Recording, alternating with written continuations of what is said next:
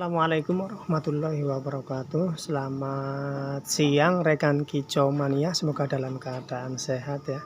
Di sini saya akan sharing dengan teman-teman kicau mania di sini terkait dengan kandang ternak murai batu F3. Ini kandang saya ya teman-teman, yang cukup sederhana, yang penting bisa menghasilkan murai batu F3 ya teman-teman.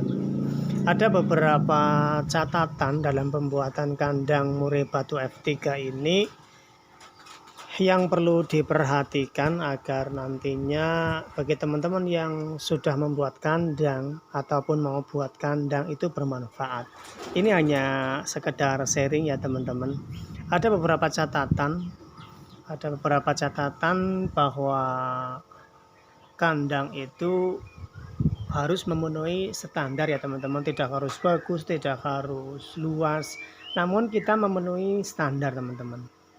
Ya, langsung saja ya teman-teman untuk kandang. Yang pertama itu adalah ukuran teman-teman. Ya, kita lihat kandang saya ini teman-teman ya, ini kandang saya. Ini untuk ukuran kandang saya itu tingginya itu 2 meter ya teman-teman ya. Ini tinggi 2 meter. Nah, ini 2 meter terhitung dari tripleknya sini teman-teman. Nah, dari sini. Kemudian kalau dari lantai sekitar 2 meter 15 atau 2 meter 20. Nah, ini untuk tinggi ya teman-teman. Untuk tinggi kandangnya 2 meter 15 atau 2 meter 20. Kemudian untuk lebarnya teman-teman, sebetulnya untuk lebar itu adalah, ini saya buat 1 meter ya teman-teman ya. Ini 1 meter lebarnya 1 meter. Kemudian lebar 1 meter itu maksud saya itu untuk ngepasi streaming ya teman-teman. Streaming itu kan 90 cm, kita kasok itu 5 sentian pasang kasok, sehingga 100 itu pas nempel dengan kasoknya teman-teman. Itu untuk lebar ya teman-teman. Kemudian untuk panjang, nah panjang untuk kandang saya itu ini adalah dari depan ya teman-teman ya, terhitung sampai ke belakang sana itu 2 meter. Jadi tinggi 2 meter 15, lebar 2 meter, kemudian ke depannya itu adalah 1 meter. 2 kali 2 kali 1. Nah, itu untuk ukuran ya teman-teman. Namun untuk ukuran kandang itu tidak harus ukuran seperti ini. Mungkin teman-teman ada lahan atau yang lebih luas lagi. Kalau luas bisa aviari, bisa lebih luas lagi. Namun paling tidak itu seperti inilah ya teman-teman, seperti milik saya. Walaupun sederhana, tapi ini udah menghasilkan produk berapa tahun ini. Ini udah sekitar 4-5 tahun untuk kandang yang ini. Itu untuk ukuran ya teman-teman, tidak harus seperti ini hanya sebagai acuan saja. Kemudian apabila teman-teman ada lokasi yang lebih kecil dari kandang saya ini juga bisa.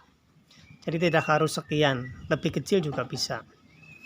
Yang penting memenuhi syarat yang akan kami sampaikan tadi. Itu syarat pertama, ukuran ya teman-teman. Kemudian yang kedua adalah sirkulasi udara. Nah, kalau teman-teman menggunakan atap, ya ini atapnya yang saya pakai itu adalah seng asbes ya teman-teman. Sebetulnya bagusnya itu menggunakan genteng, tapi menggunakan seng asbes. Kalau kelemahan menggunakan seng asbes itu adalah udaranya itu panas. Jadi kalau masuk kandang itu akan terasa lebih panas ya. Maka dari itu saya berikan itu seng transparan ya. Seng transparan ini fungsinya adalah untuk masuknya cahaya ke dalam kandang. Itu untuk atap ya teman-teman. Kemudian ternyata setelah kami ukur dengan termometer bahwa atap yang menggunakan asbes ini ternyata sangat tinggi, ngelegep sekali. Kemudian kita atasi dengan menggunakan paranet ya teman-teman. Nah, ini paranetnya. Nah, paranetnya itu saya kasih 2 lapis di atas kandang persis. Ya teman-teman. di atas kandang besi juga ada paranetnya. Selain ada paranet juga ada karpet ya teman-teman ya. Di atas itu ada karpetnya. Nah itu paranet ya. Kemudian saya juga kasih di atas atapnya teman-teman. Di atas atap juga saya kasih paranet. Kita lihat ke atas teman-teman.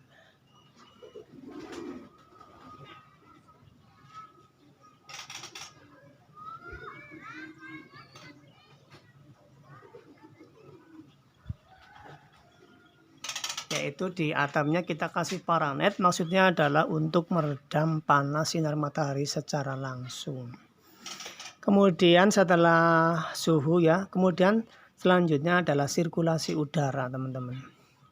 Jadi kandang yang bagus itu sirkulasi udaranya itu bisa berputar seperti ventilasi. Kita lihat teman-teman bahwa ini kandang, dari atap kandang kemudian ke atas itu ada rongga udara.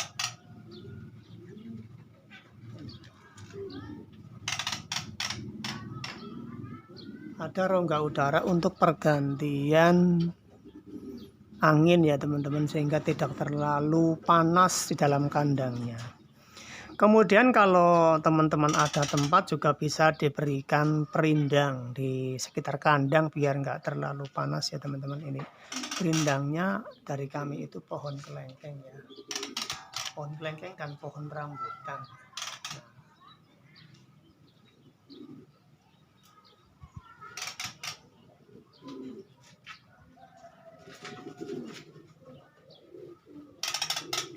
Ya itu perindang ya teman-teman ya, atau menggunakan pot juga bisa. Itu untuk sirkulasi udara.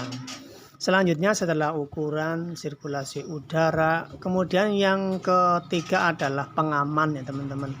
Jadi banyak sekali teman-teman kecomania yang sudah membuat tangkaran murai batu, sudah membuat kandang habis, namun ada beberapa hewan yang membahayakan bagi murai batu di dalam kandang itu masih bisa masuk.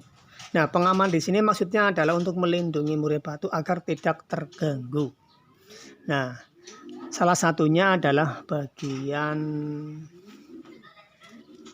atas teman-teman. Nah, ini bagian pintu sebelum dipasang dengan streaming ya, kita kasih di dalamnya itu adalah sejenis apa ini ya, yang bahan buat seser ini teman-teman. Nah, bahan ini fungsinya adalah untuk melindungi tikus bisa, kemudian ular kecil juga kadang masuk makan telur.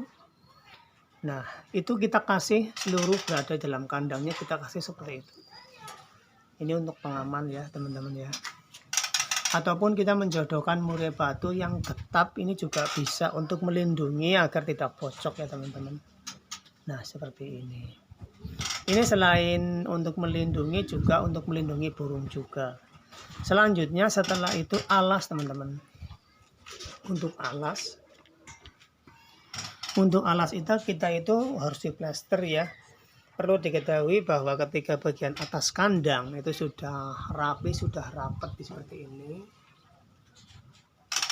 Nah, sudah rapat seperti ini, tikus itu nggak bisa masuk. Namun tikus itu masuk melalui lantainya. Jangan salah, tikus itu masuk melalui lantainya, jebol ya teman-teman ya. Ini sering terjadi, makanya bagian atap harus rapi, bagian bawah itu harus diplester dulu. Kemudian setelah diplester diberikan pasir ya teman-teman ya, seperti ini.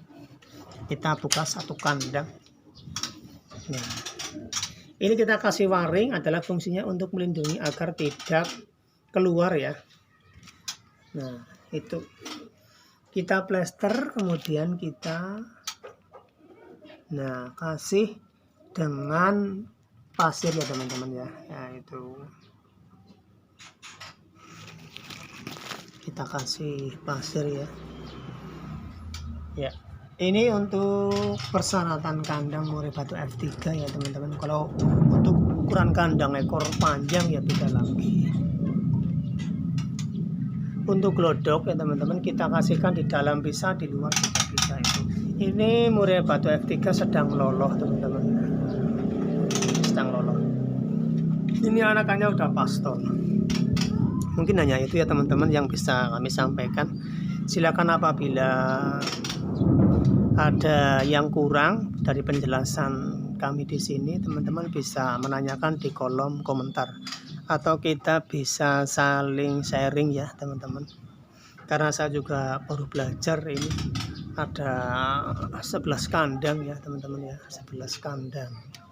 Ini posisinya ada yang loloh, ada yang lagi bertelur. Ya, mungkin hanya itu ya. Dan apabila banyak kekurangan kami mohon maaf. Dan apabila channel ini bermanfaat, silahkan like dan subscribe-nya. Assalamualaikum warahmatullahi wabarakatuh. Salam hijau mania.